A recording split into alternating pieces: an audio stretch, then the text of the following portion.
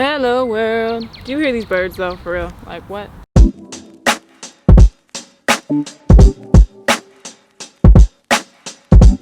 It's a beautiful day in the park. I'm going to dive into a lot of personal questions. I have not read any of them yet. This should be fun. What's your favorite energy cultivating practice? Also, are you seeing anyone? Breathwork?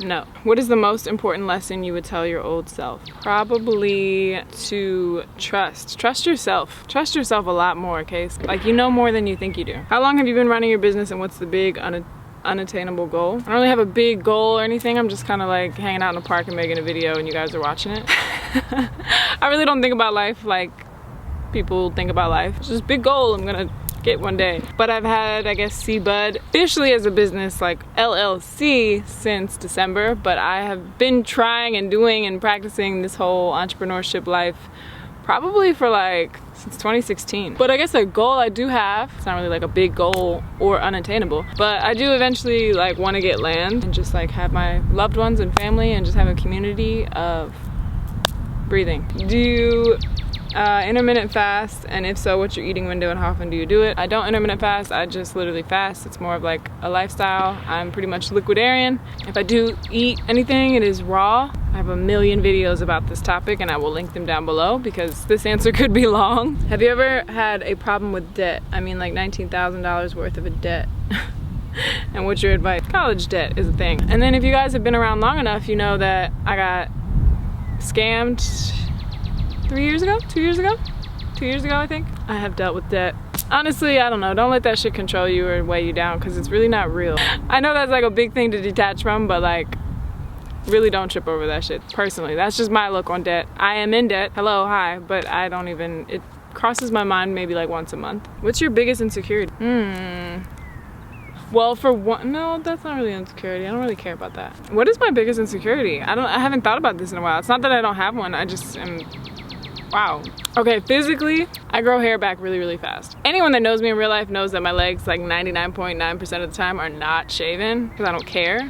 But the back of my thighs, and honestly, I have literally gone out in shorts or dresses and skirts and not given, like, I don't care that much. But the back of my thighs be growing hair so fast, and it's just a lot to deal with sometimes, and I just don't like how that, like, I've become insecure about it while I'm out. Like, I'll be like, oh shoot, like if I'm walking up steps and I have shorts on, I'm like, it's a freaking beast back there. I don't know, like that part of my body grows hair really fast. What's your thoughts on psychedelics? I guess I have like mixed emotions with them. I personally have only done DMT, and then, you know, you release DMT every time you do breath work, every time you breathe, every time you dream. DMT is a natural drug in your body, but I have externally tried DMT. Other than that, I've never done any other psychedelics, and I think they can be abused. I think I'm not fucking with anything man-made. I think it's a very spiritual thing, and I don't think it should be like a party drug or an abused substance. Food is drugs, first of all. They are psychedelics. Like, if you fasted and then had some fruit, you will feel high. As far as like shrooms go or anything like that, I think if the intentions are pure behind why you're taking the psychedelics, I'm not like anti them, but I think a lot of people like kind of abuse them a little bit. Any tips for creative entrepreneurs? Keep going. I don't know if I'm in a place where I can sit here and give you tips because like I'm still going, but looking past that fear, like whatever it is for you and for whatever you're trying to pursue, like whatever fear is in your way, like what's on the other side of that? I think lately I've been in this mindset of like, okay, well, people do crazier things. It's only what you make it. And I know like we've heard that all the time, but these limits and these fears, you made them up. They only exist because you made them up. And not every thought you have is true. That's some advice I would give to my younger self too. Not every thought you have is true. Anything you feel like is stopping you, it's just you. I'm talking to myself when I say that too. Do you know any herbs that help with period cramps? Black Cohosh, black walnut, red clover, red raspberry leaf, Sarsparilla. Those are 5 out there. If you could live anywhere in the world, where would it be? I don't really want to like stay in one place. That's why I bought a van. Maybe somewhere in South America. Always gravitated towards South America. So maybe Ecuador. I really felt like home when I was there. Other than that, maybe California. Do you still buy Dr. Sebi products? I have not bought Dr. Sebi products in a very long time. I used to buy like Viento. Viento is still amazing. I don't think there's anything seriously wrong with them. I know there's a lot of controversy around the products. I have a good friend of mine who's ordered ton of their product. I don't know, I can't speak on it firsthand because I haven't used them in literally years. She personally didn't have an issue with any of the products. They were working for her. But I know that Dr. Sebi's business has changed a lot. I do know that much, as far as who's running it now, and the overall like process of business is a lot different. I think things would be a little bit better if he was still around, RIP. But personally, no, I have not bought his products in a long time. But if I were to say to buy anything, I would say buy Viento. It's a really, really good herbal supplement. What do you do if you're stuck in a rut? I do this. I do exactly this. I go to a park, take a nap, read a book, do breath work, lay in silence, listen to nature. Like, I probably connect with nature. That's probably, like, if I had to shorten that answer up, I run to nature if I run anywhere. Because it just gives so much, and I just feel like it simplifies what we overthink. Especially because if you think about everything as like a mirror of you, and like trees, like they die all the time and then regrow every year. And it's like, okay, I do the same thing. And I don't know, not to get super deep, but I think nature just really replenishes you. Prana through breath work really helps to move the thoughts and the stagnant thoughts. Like air is thought. Breath work, breath work, breath work. Yeah, I'm all squinty. Sorry guys, it's like, it's the first like nice day in Atlanta in like a month. How does spirituality fit in this current moment of your life? This is like a deep question for me, so I'm trying not to give it a huge, long, deep answer. So I just bought a van. If you didn't know, I bought a van to live in. I'll be living in it come like April, May. Lately, a thing and words that have been on my mind and around are the words liberation, boundaries, maybe just those two actually. And I think right now I'm in this place of like learning boundaries, like within myself, and to put up for other people. And I don't like the idea of boundaries towards anybody, but I'm learning that like it's kind of a direct reflection of how I love myself. If I continue to like allow things to happen and people to have access to me and people to dump these weights onto me, giving enough love to myself, if I continue to do that, here's where I am. Serve or suffer. This has been an ongoing kind of thing.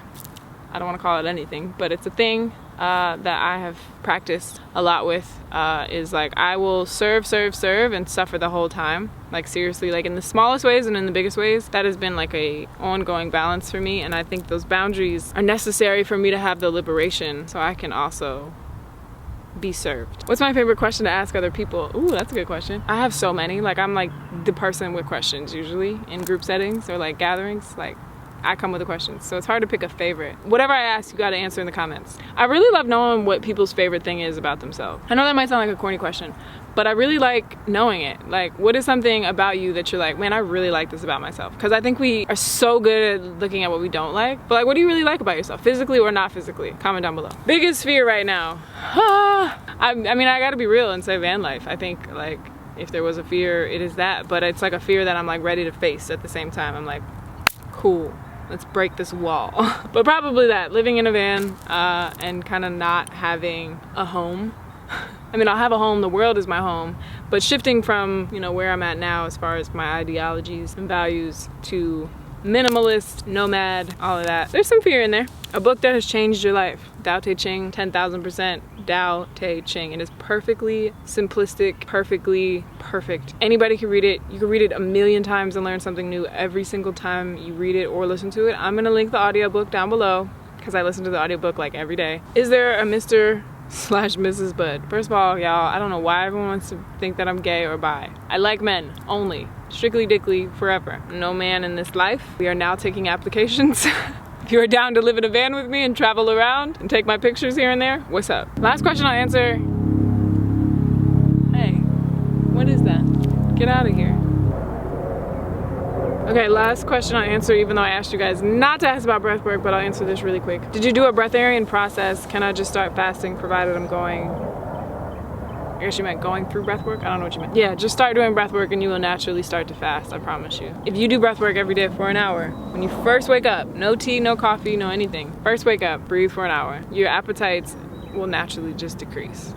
And you'll want to be able to breathe deeper. You don't want the blockage of food in your belly, because then you'll start breathing shallow breaths, shallow thoughts. Once you're aware of it, it's really hard to not be aware. It's like a can't unknow what you know type thing. But it's not to say you can't fast without breath work, but it's really not the same, and it's way more detoxifying if you do breath work. All right guys, that is it for this video. Thank you so much for all the questions.